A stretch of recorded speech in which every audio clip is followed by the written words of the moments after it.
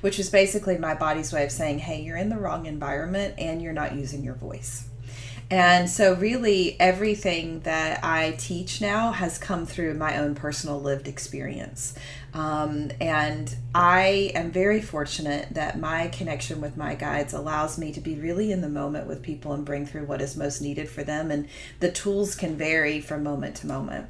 But a huge tenet of my work in this lifetime, at least at this point, is to bring forward the inner child in everyone and help them to reconnect to not only and work through the trauma and the unhealed things, but also to reconnect to the healed inner child that is there underneath all of those layers of trauma and programming, and is really our connection to source and intuition and our joy and our light and all of those amazing things that we want in this world.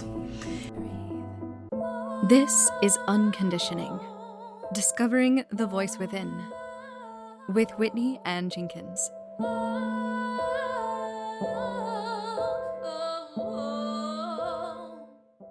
Hello and welcome to the 49th episode of Unconditioning, Discovering the Voice Within, where I bring on guests and we talk about the inner authentic voice and the challenges and the rewards that come from following it. This week, I have with me Katie Sutton. Katie is the founder of Zen Within Academy, and she is the co-author of Ancestors Within, Recognize and Embrace the Gifts of Your Origins. Katie is an intuitive channel, a vibrational healer, and a wayshower who supports people on their personal path to wholeness and fulfillment, which is manifested, as she believes, by living as your authentic self. Katie's clients span a broad demographic spectrum and are united in their search for solutions to their life challenges.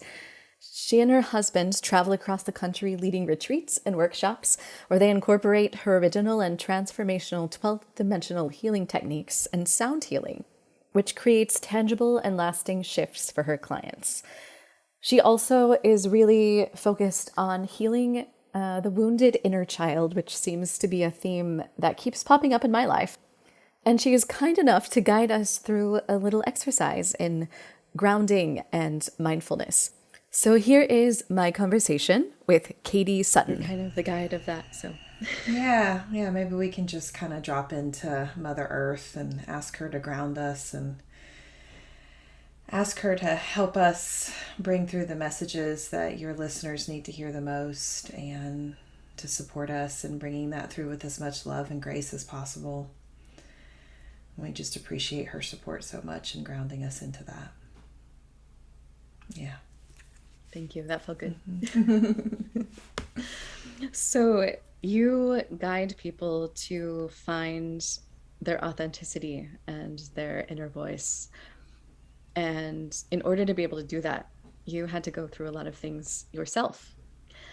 And so one of the first things that I like to ask my guests is, when was the first time that you realized that you had this inner voice, an authentic voice of your own, and it wasn't really influenced by your environment or your family or anything around you, but it was something that you could recognize as purely your own?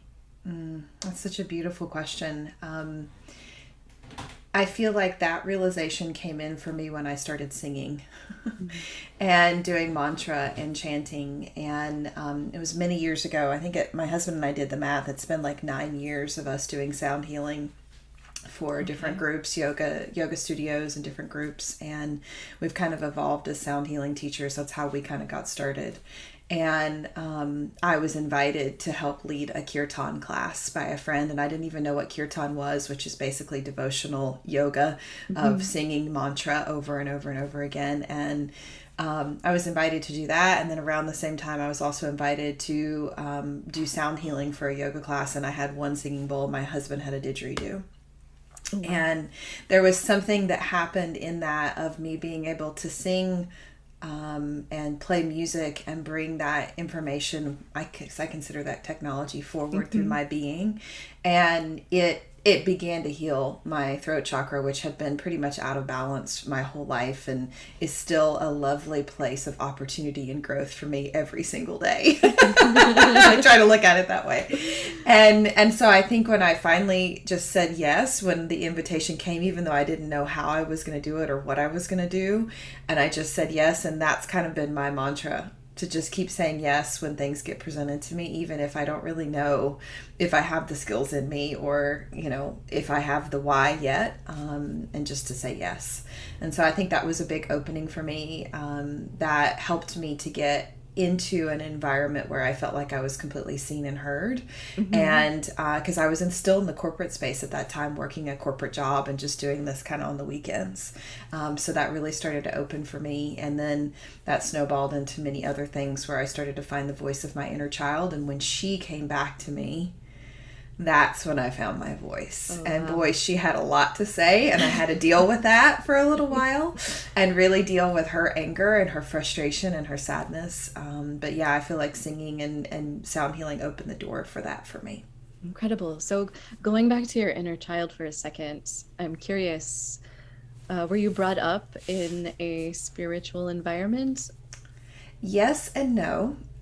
So my mom is an amazing human, and she took me to channelings and herbal tincture making classes and all these amazing, like, kind of new age hippie things that she was really into. And I kind of just went along and was really curious about it. And when I was, I think, 11 or 12 years old, I started watching some DVDs, because we only had 2 channels, of some spiritual teachers that my mom followed. And so I was kind of pulling all this information in.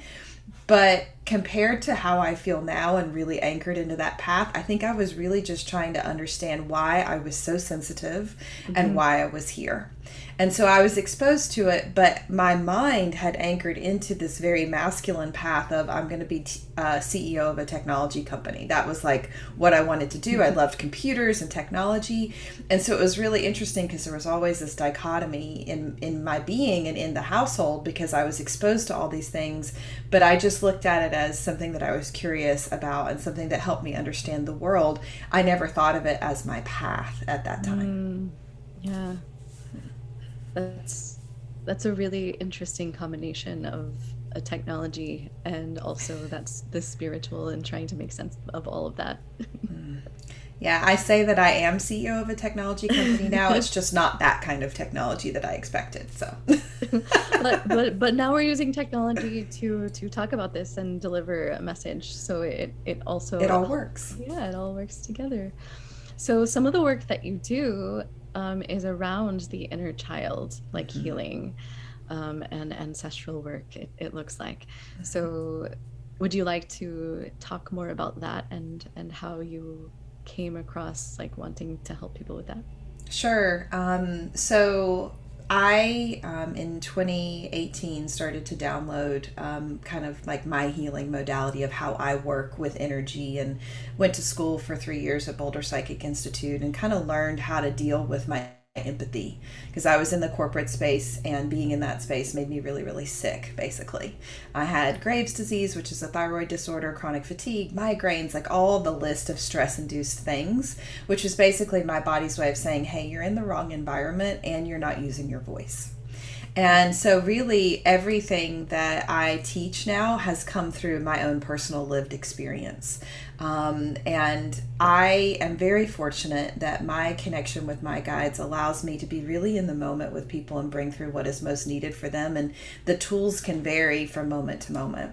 But a huge tenet of my work in this lifetime, at least at this point, is to bring forward the inner child in everyone and help them to reconnect to not only and work through the trauma and the unhealed things, but also to reconnect to the healed inner child that is there underneath all of those layers of trauma and programming, and is really our connection to source and intuition and our joy and our light and all of those amazing things that we want in this world. And so I spend a lot of time working on that myself. I'm constantly checking in with my own inner child and trying to make sure that she feels happy and safe. And so I bring that into my work. And ancestral healing is very similar, because when I work with the ancestral piece, it's about kind of clearing out the trauma that we carry on an ancestral lineage standpoint, but really connecting to the strength, courage, and resiliency that comes behind all of that. Because every time we go through a trauma, there's strength, courage, and resiliency that is available to us once we are separated from the wound. And so I look at ancestral healing and inner child healing as a very similar process, even though we're connecting to very different lines of energy. Yeah, I could see how those could intertwine for sure. And looking at things from an inner child perspective, that seems to be popping up a lot for me. It's something that I'm encountering more and more, and it really brings a compassionate filter into the mix of looking at everyone, as everyone has an inner child and wounds that they're trying to heal. Absolutely. I feel like I tell people all the time when I'm working with them on relationship conflict that 99% of all conflict is at the inner child level. And so if you're dealing with a spouse or a business partner or a friend or a colleague and you're in conflict, 99% of the time there's an inner child wound that's at play there that is activated in that conflict. And so if you are aware of that inner child and can work with her and can work with them and self-soothe, then those conflicts kind of get, they don't go away completely, but they get fewer and far between, because we get triggered as adults, right? And we will continue to get triggered as adults, but that inner child work really helps to bridge that gap in relationship, I find. Yeah, and it seems that you probably excel at that, as you have developed a company and retreats and workshops with your husband. What wisdom could you share along those lines of having like a conscious co-creation relationship like that? I tell people that being in sacred union is the hardest thing to do on this planet. To be working with one another in conscious co-creation on the spiritual path is so hard. And then we decided to like run 4 businesses together as well. So, we just have this ability to work through the really hard stuff, and we fight. We have things that come up. We have inner child conflicts. I think he's too controlling sometimes. He thinks I'm too controlling sometimes. But it is this amazing ability that we have to just drop into the growth there. Like, we'll have the really hard conversations and then be able to kind of come back together and say, okay, I see the work that I need to do. Do you see the work that you need to do? Can we go do that? And then after we've moved through that at an individual level, let's come back together at a higher frequency with one another. And, it's not easy. I look at some of my friends who have partners that are kind of just in a different realm and they're not spiritual, and I'm like, wow, that must be a really interesting relationship. I can't imagine living it myself, but I wonder how that might feel for them.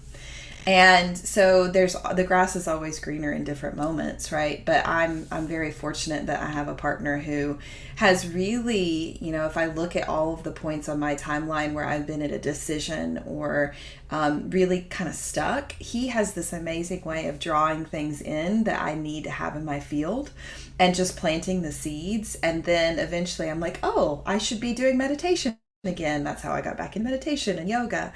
And so we just have this ability to support one another in that. And I think if you're focused on doing your inner work and you always come back to, okay, what is the growth that I'm moving through here? It can kind of pull you out of that projection that we sometimes get into in relationships. And just this week, I've been working with people on getting them into present time in their relationships. Are you operating from what's happening now or from a past wound with that person or another person? And, when we have that present time lens, we're able to move forward so much more easily. Yeah. And it seems like an opportunity to have a mirror in front of you too, to remind you of your own authenticity also.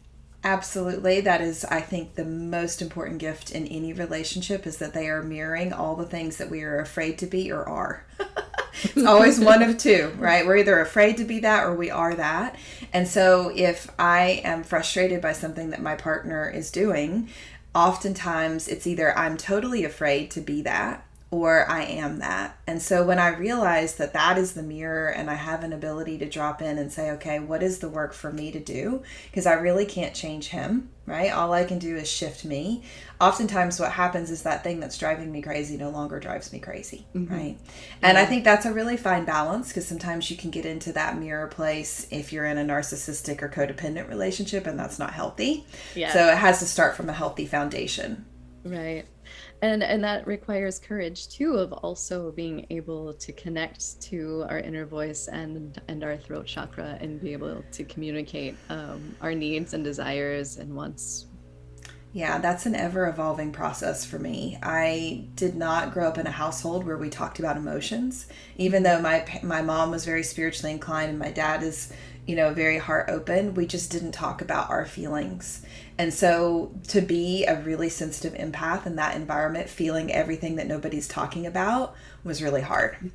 And so I find that speaking my voice and speaking truth into things that I'm seeing and feeling for me is really important to open the door for my partner to do the same, because he grew up in a very similar household where emotions weren't really talked about, and he's in a masculine body, and it's even harder.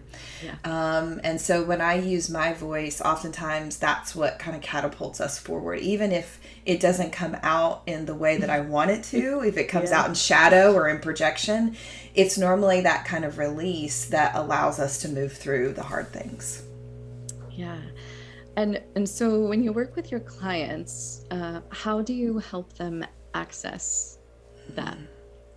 Yeah, so it depends. Oftentimes when I drop into session with people, what I do first is just ask them for their name and go through a prayer of intention, and then I do an energy scan in their field.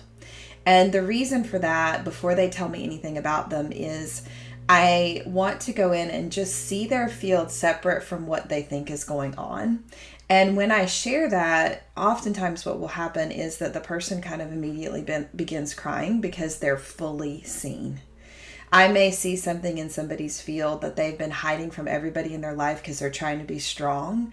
And in that moment when they're fully seen, there's something that happens kind of a little disarming, right? Of like, to be fully seen. And as an empath and a sensitive myself, if somebody fully sees me, it feels like such an honor.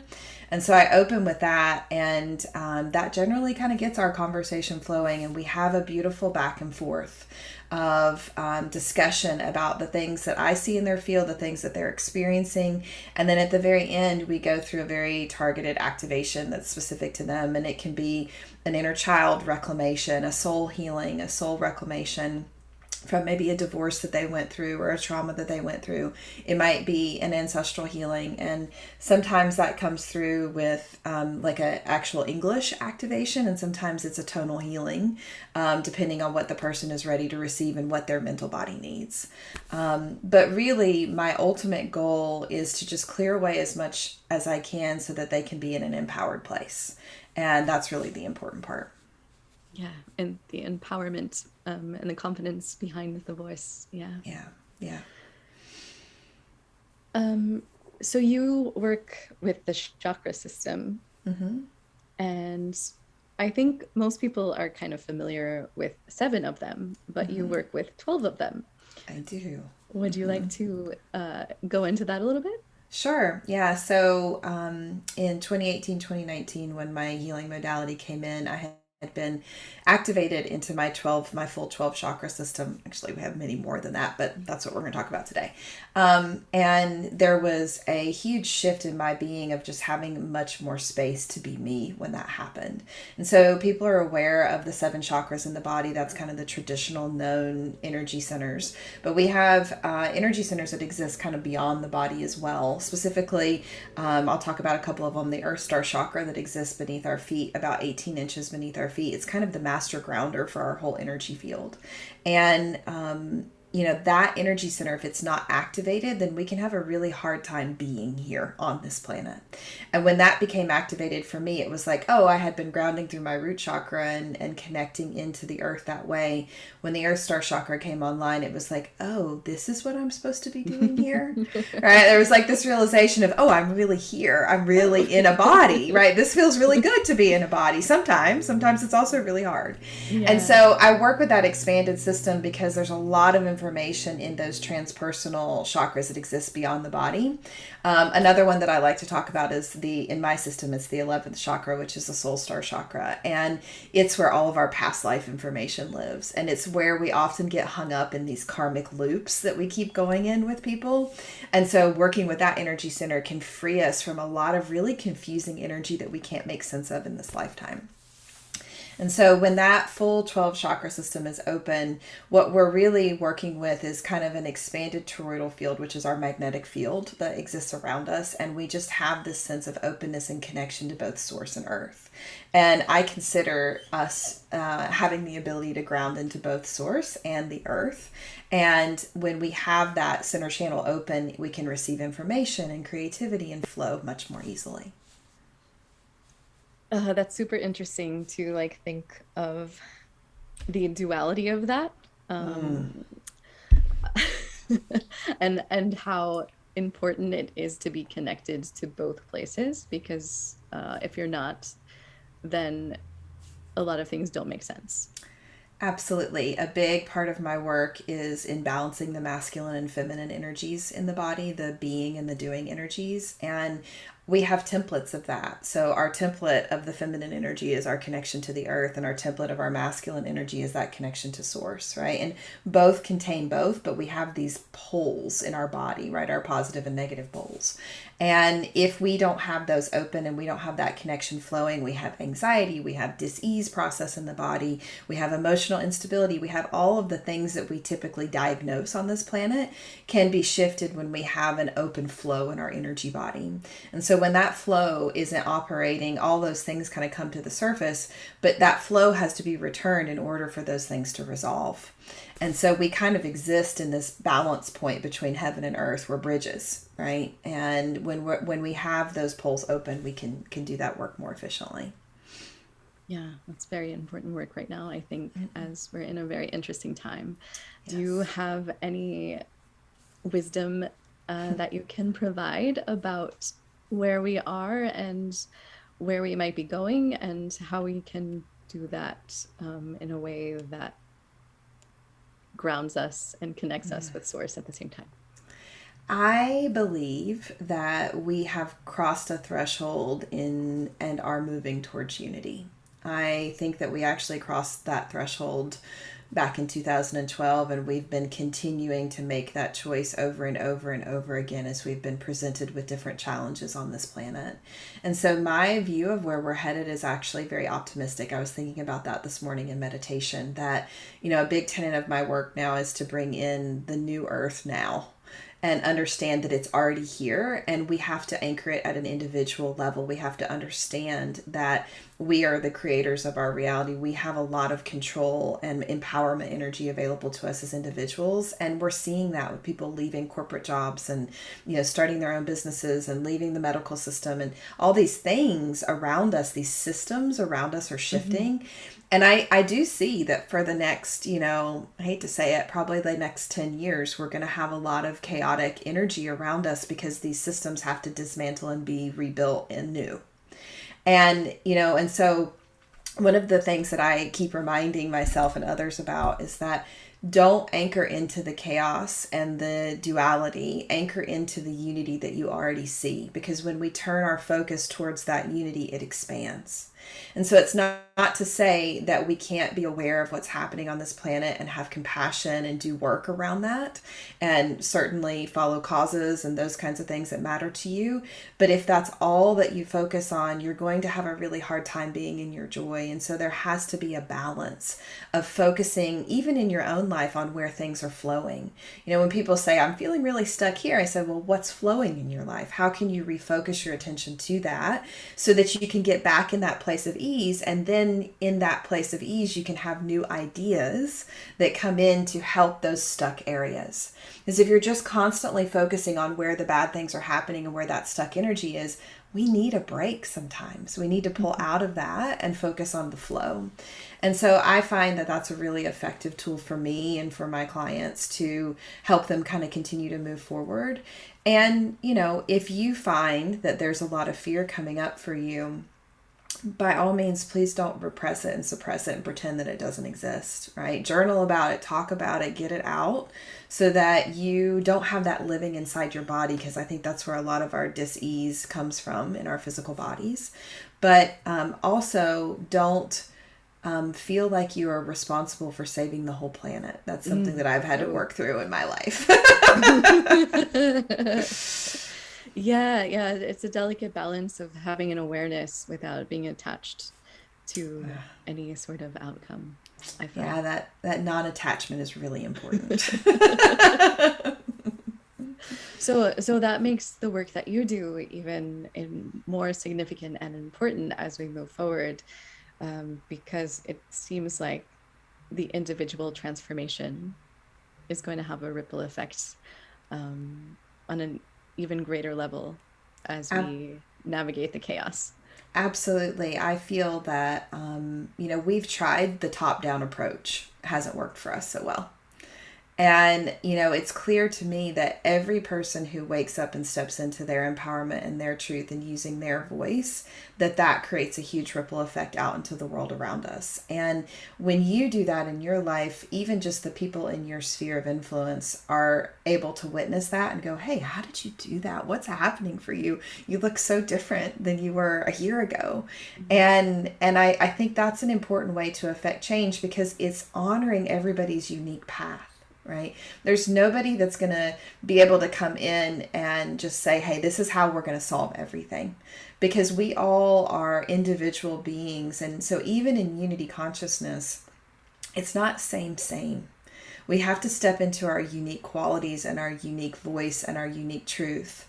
And as we do that, the solutions that we need to solve the problems on this planet, because we have many that need to be solved, I'm very confident that we have all the answers here.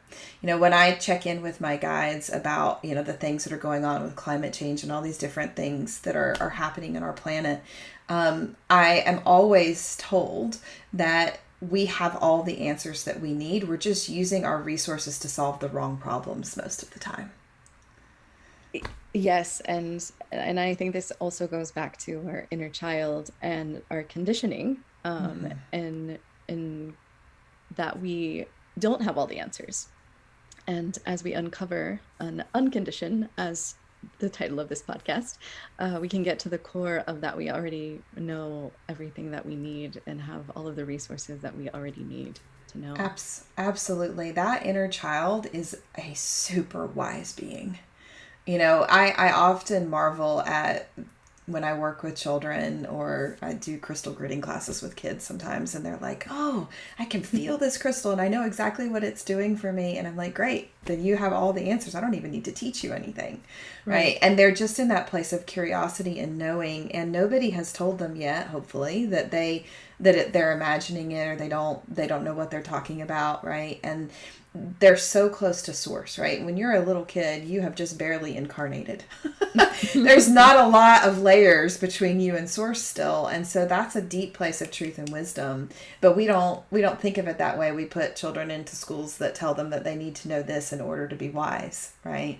And so I think we're seeing a lot of that happen. I'm not surprised that the school system is the first thing that I'm seeing kind of fall apart, honestly, and be rebuilt, because I think it starts with the kids. Oh, yeah, absolutely. I agree with you. I remember, like, even when I was a kid, being so fearful of the things that were being thrown at me just going to school, and being conditioned, into all of the rules and regulations of that. Yeah. Yeah, it's quite an interesting thing to work with people on societal conditioning programming. And I see, there's religious program, there's government programming, there's medical system programming, there Right. is school system programming, there's a lot. And it's not to say that all those systems are bad or wrong. It's just that if it takes you out of your empowerment and your truth, and you are doing something because you've been told to do it, it may not be in alignment for you. And there's some things to decondition or uncondition in that. Yeah. So you mentioned that you might want to do a little experiment with our listeners, in Yeah. a throat chakra activation, perhaps. Yeah, I would love to do that. So, If you're not driving, I'll invite you to close your eyes. I know some people might be listening to this while driving, but if not, just softening your gaze and dropping into your body for a moment. And I always start any activation by kind of helping people to anchor into the earth and to source. And so I'm going to invite whoever's listening to this to just imagine their heart right in the center of their heart space, right over their sternum, their heart chakra. And if you are not familiar with working with the chakra system, that's okay. Just tune into that part of your body. And just take some deep breaths and draw light into the body with the inhale, and exhale any tension or stress that you may have that you're ready to release. And we're just going to envision this heart chakra as a ball of light that is expanding and contracting. And so I always begin with the heart because it's that bridge point, that waypoint between heaven and earth. And so from that heart space, imagine that you can draw a line of light and energy down through your body and drop into the center of Mother Earth. She has a heart just like you do. And imagine that as you breathe in and as you breathe out, that your heart is coming into alignment with hers. And so in this way, we're opening up a beautiful grounded connection between your body and the earth so that anything that we release today has a beautiful outlet to be released down into the earth so that she can transmute it. And just breathe into that connection. Maybe you're needing some energy. Maybe you're needing some vitality. Maybe you're needing some courage. And see if you can receive that from the mother, from the divine mother, and bring that light into your body. And just see it as a color flowing into your being. And from that space of openness and connection to the earth, I'll invite you to do the same with source. And so it's a little harder to visualize source, so I like to use the sun because it's a tangible thing that we can anchor into. And so in your mind's eye, draw a line of energy from your heart all the way up to the sun. Go all the way up through the ethers, all the way up to the sun, opening that connection, that above space. And the sun is such a keeper of wisdom for us and light codes and information and vitality. And so draw that back into your body. And, when we're working on activating our voice, it's often fear that keeps us out of our voice and out of our place of truth. And it's often judgment that also keeps us out of our place of truth. And so as you're bringing this light into your body, just allow it to move through that whole center channel. It's kind of opening up that space, and specifically that space between the heart and the throat. See if you can allow that light to bounce back and forth between the heart and the throat. Almost as if you have a light paintbrush that you can open those two chakras into one another. Because it doesn't really do us a lot of good to have our throat open if we don't know what our truth is from our heart. And so we want to connect these two energy centers and then take some exhales. And I'll invite the listeners to, if they feel like it, to bring in a soft tone as they release this energy of constriction and judgment and unworthiness. I'm just seeing a lot of unworthiness being released here. And so just take some nice deep breaths. And as you're breathing here, imagine that this light that's coming from source and this light that's coming in from the earth is activating you into your highest truth in this moment. And I like to invite my students and my clients to imagine a color that represents them being in their highest truth. I call this their truth color. And begin to see that color flowing through this center channel and activating those chakras into their highest truth in this moment.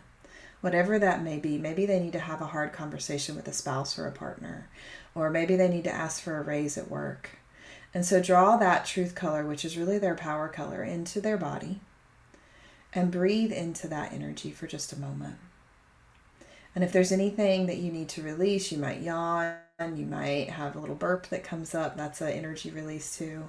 The body might need to move a little bit. Just let some of that tension in your being release so that you can be in this place of truth. And then I always like to end by asking for help. And so if you are not sure what to say, you're not sure how to be in this place of truth, you're not sure, ask for some support from source, whatever you believe in, from the earth, from guides, if you have a connection with them, from the angelic realm. And just ask for what you need in this moment and let that intention be part of your truth here. And as you breathe into that, feel that expand in your body and in your field and be sent out as a silent request out into the universe. And it's also okay to say it out loud. And just know that you are loved unconditionally and you are supported by Earth and by Source. You have everything that you need to be what you want to be in this lifetime.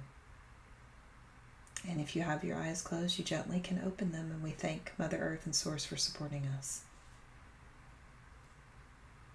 Thank you so much. That was beautiful. Absolutely. Yeah, so after that, I'm sure that people are going to want to work with you. So how can they work with you, and what does that process look like? Sure. So I offer one-on-one sessions. It takes 6 to 8 weeks to get on my calendar most times right now. I also offer a monthly online healing circle that we do as a group. And so there's a topic that comes in and it supports wherever we are as a collective right now. And so we do that in community. And so there's a channeled teaching that comes in from my guides and an activation, kind of like what we just did. And I'm launching now in this moment in September, but it's going to be open for enrollment for the next year, the New Earth Now School, which is really for spiritual seekers who want to find their voice, want to find their gifts, want to activate into their new earth now, whatever that looks like, whatever their next step is for them now. And our first volume of the course is going to be focused on ancient body wisdom and activating our understanding that we can heal our bodies from the inside out, and we have the capability to do that, and we've forgotten that over the many thousands of years that we've kind of been in that place of disempowerment. So zenwithinacademy.com and newearthnowschool.com are my two sites that people can get in touch with me on. Thank you so much. I love those offerings. I'm going to check them out myself. So I have one last question that I usually ask to wrap up the conversation. And that question is, if your inner voice had a billboard, what would it say to the world? What I saw immediately flashing in bold letters was just do it now. I feel like a lot of what I work through in this lifetime, I say yes to things and then all of the fear comes up afterwards. And it's that initial knowing, that initial voice that comes in, and then we anchor into it, and then we allow the voices of everyone else around us and all of the conditioning that we have to talk us out of it. And so I think coming back to that centered place and coming back to that knowing that we have initially and that spark that we feel, which is really our inner child's truth, and doing your best not to allow anybody else to influence that or take you out of that awareness, and finding your way back to it when you need to. That would be my billboard message. Just do it now. Excellent. I love that. Well, thank you so much for being a guest on the show. I'm going to add all of your links into the show notes so that people can access those very easily and quickly. And yeah. Thank you, Whitney. Thank you so much for joining me this week. If you're listening and you like what you hear, please consider subscribing and rating this podcast, as it really helps get this podcast out to other people who might be interested in hearing it but don't know about it yet. And also, if you'd like to contact me or reach me, you can reach me at unconditioningpodcast@gmail.com or unconditioningpodcast on Instagram. Thank you so much. And until next time, stay tuned in to you.